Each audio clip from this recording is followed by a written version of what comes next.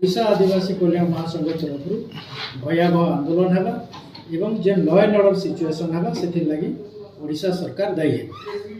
डोंगमुड़ा थाना अंतर्गत जुराबंद गाँव में जो 16 तारीख रे आदिवासी महिला प्रति अकथनीय अत्याचार होती, नृशंस आचरण होती एवं निर्यातना गोटे अण आदिवासी पिला गोटे आदिवासी झील बंधु गाधी कर आउला बेले ताके सी पिटा मरा कला तले केचड़े देला ताके जबरदस्ती कला तार सत्वे सी ताके विष्ठा मुहे बुलेदेला घसीदेला विष्ठा खोईदेला।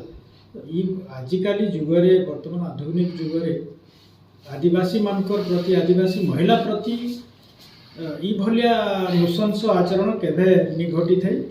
इटा प्रथम घटना बलांगीर जिले में जे गोटे आदिवासी युवती के दिन दहड़ा धरिकी तले केचड़े विष्ठा खोई देकरी विष्ठा मुहे घसी देवाटा इटा वर्तमान समाज गोटे आधुनिक सभ्यता लगी गोटे निंदनीय घटना।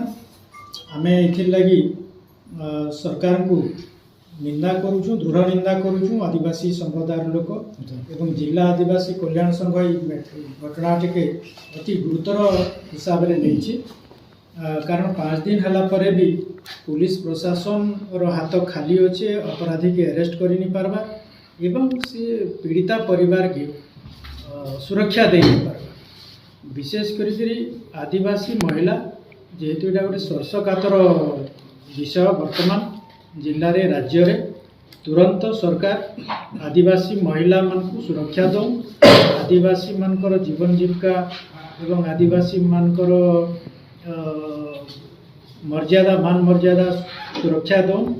निहले आगामी दिन में जिला आदिवासी कल्याण संघ तरफ पश्चिम ओडिशा आदिवासी कल्याण महासंघ तरफ ओडिशा आदिवासी कल्याण महासंघ तरफ भयावह आंदोलन है एवं जे लॉ एंड ऑर्डर सिचुएशन है से लगी ओडिशा सरकार दायी है।